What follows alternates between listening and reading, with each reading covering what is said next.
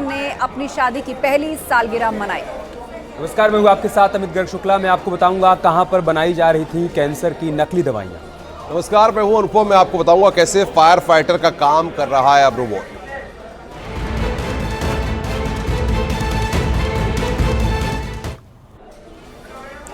सीमा और सचिन ने एक बार फिर से 7 फेरे लिए। इतना ही नहीं, दोनों ने एक बार फिर से एक दूसरे को वरमाला भी पहनाई। मौका था सीमा और सचिन की पहली सालगिरह का।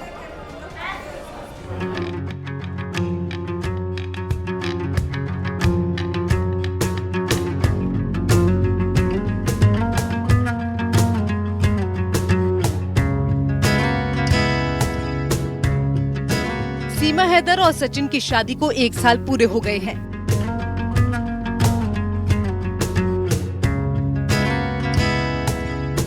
इस खास मौके पर सीमा हैदर ने बेहद अलग अंदाज में शादी की पहली सालगिरह मनाई। सीमा ने बेहद खूबसूरत लाल जोड़ा पहन रखा था, तो वहीं सचिन ने ग्रे कलर का सूट पहना था। शादी की सालगिरह के मौके पर शादी की सभी रस्में पूरी की गई। इस मौके पर सीमा और सचिन ने एक दूसरे को वरमाला पहनाई। सीमा और सचिन का कहना है कि दोनों की 12 मार्च को ही नेपाल में शादी हुई थी। शादी के बाद सीमा सचिन के साथ नेपाल से भारत आ गई थी। वो अपने 4 बच्चों को भी लेकर नोएडा आई थी। पहली बार सीमा हैदर 15 दिन के टूरिस्ट वीजा पर 10 मार्च 2023 को पाकिस्तान के कराची एयरपोर्ट से शारजाह एयरपोर्ट से काठमांडू एयरपोर्ट नेपाल पहुंची। 17 मार्च 2023 को इसी रूट से नेपाल से वापस चलकर 18 मार्च 2023 को पाकिस्तान के कराची एयरपोर्ट पहुंची थी, जहां से वो नेपाल पहुंच गई थी। सीमा हैदर के पास से 2 video cassette, 4 mobile phone, 5 Pakistani अधिकृत पासपोर्ट और 1 अधूरे नाम पते का बिना प्रयोग किया हुआ पासपोर्ट मिला था, जिनकी जांच की जा रही है। पिछले करीब 1 साल से सीमा नोएडा में सचिन के साथ रह रही है। सीमा हर त्योहार बड़े ही धूमधाम से मनाती है, हिंदू रीति रिवाजों का पालन करती है। सीमा ने हाल ही में लागू हुए CAA का भी जमकर समर्थन किया है। सीमा ने चंद्रयान की सफलता का भी जश्न जमकर मनाया। सालगिरह का पूरा समारोह शादी की तरह आयोजित किया गया था। सीमा और सचिन ने स्टेज पर एक दूसरे को वरमाला पहनाई। घर और मोहल्ले वालों ने उन्हें आशीर्वाद और शगुन दिया। सीमा का कहना है कि उसने हिंदू धर्म अपना लिया है और अब वो किसी भी हालत में पाकिस्तान नहीं जाएगी। वो सचिन के साथ भारत में ही रहेगी, चाहे जो हो जाए। वहीं दूसरी तरफ सीमा का पहला पति गुलाम हैदर अपने 4 बच्चों को वापस पाकिस्तान बुलाना चाहता है। इसके लिए उसने कानूनी लड़ाई भी शुरू कर दी है। तो वहीं सीमा सचिन के प्यार में डूबी हुई है। अब देखना यह है कि सीमा और सचिन कैसे कानूनी लड़ाई का सामना करते हैं। Bureau report, news 18।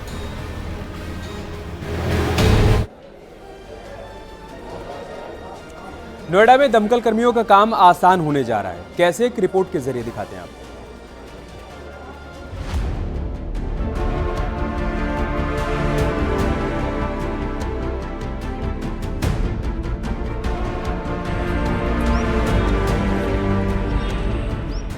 ये है आग बुझाने वाला रोबोट। इस रोबोट के जरिए आग पर काबू पाया जा सकता है। देखिए, ये रोबोट पानी की बौछार कर सकता है। इस रोबोट को मेक इन इंडिया मुहिम के तहत बनाया गया है। इसकी कीमत करीब 2 करोड़ रुपए है और ये पूरी तरह स्वदेशी तकनीक से तैयार किया गया है। फायर विभाग को रोबोट तैयार करने वाली कंपनी की ओर से डेमो दिया गया। केमिकल फैक्ट्री, संकड़ी गलियां और बेसमेंट में आग लगने के दौरान ये मददगार साबित होगा। कई बार आग ऐसी जगह लगती है जिसे बुझाना बेहद मुश्किल होता है और फायर फाइटर्स की जान को भी खतरा होता है। ऐसे हालात में ये रोबोट बेहद मददगार साबित होगा। रिमोट के जरिए इस रोबोट को कमांड दी जा सकती है। रोबोट में कैमरे लगे हुए हैं जो आग का डायरेक्शन बताने में मदद करते हैं। आग किस जगह ज्यादा है और कहां पानी का छिड़काव करना है, ये तय करने में ये रोबोट मददगार होता है। साथ ही इसे रिमोट की मदद से दाएं बाएं मोड़ा जा सकता है। इसके जरिए करीब 5 मीटर तक पानी का छिड़काव किया जा सकता है, यानी किसी फायर फाइटर को आग के अंदर जाने की जरूरत नहीं।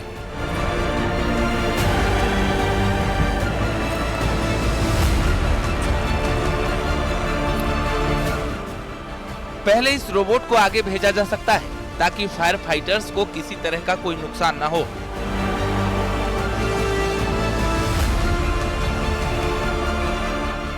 इस रोबोट को अहमदाबाद में तैयार किया गया है और इसे नोएडा फायर डिपार्टमेंट को सौंप दिया गया है। नोएडा और ग्रेटर नोएडा में इंडस्ट्रियल हब होने की वजह से अक्सर यहां आग लगने से हादसे होते रहते हैं। खास तौर पर उन फैक्ट्री में जहां केमिकल का इस्तेमाल होता है, ऐसे हालात में आग बुझाने में ये रोबोट बेहद मददगार साबित होगा।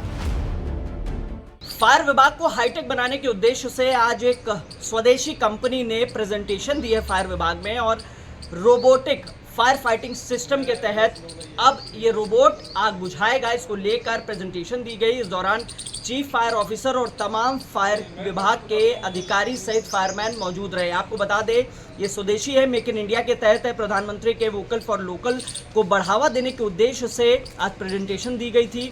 और साथ ही आपको बता दें, इस फायर फाइटिंग का सिस्टम का जो इस्तेमाल है रोबोट के जरिए, ये केमिकल और जहाँ पर ड्रग फैक्ट्रीज हैं वहाँ पर अगर आग लगती है, ऐसे में जो सकरी गलियाँ हैं जहाँ पर फायर जो ब्रिगेड है वो नहीं पहुंच पाती है या फायर ब्रिगेड की गाड़ियां नहीं पहुंच पाती हैं, वहां पर ये पहुंचेगी और एक रिमोट के जरिए ऑपरेट होगी। आपको बता दें कि स्मोक ज़्यादा जहां पर होता है, जहां फायरमैन को दिक्कत होती है, वहां पर भी ये remote controlled fire fighting robot पहुंचेगा और आग बुझाएगा। इसकी जो क्षमता है, लगातार ये 4 घंटे तक काम कर सकती है। साथ ही इसकी जो मार है यानी दूरी है वो 50 मीटर के आसपास है। फिलहाल प्रेजेंटेशन दिया गया है, फायर के अफसर जो है वो इससे खुश नजर आ रहे हैं और अब सरकार को ये प्रस्ताव भेजा जाएगा। कैमरामैन संजीव के साथ हिमांशु शुक्ला, न्यूज़ 18 नोएडा।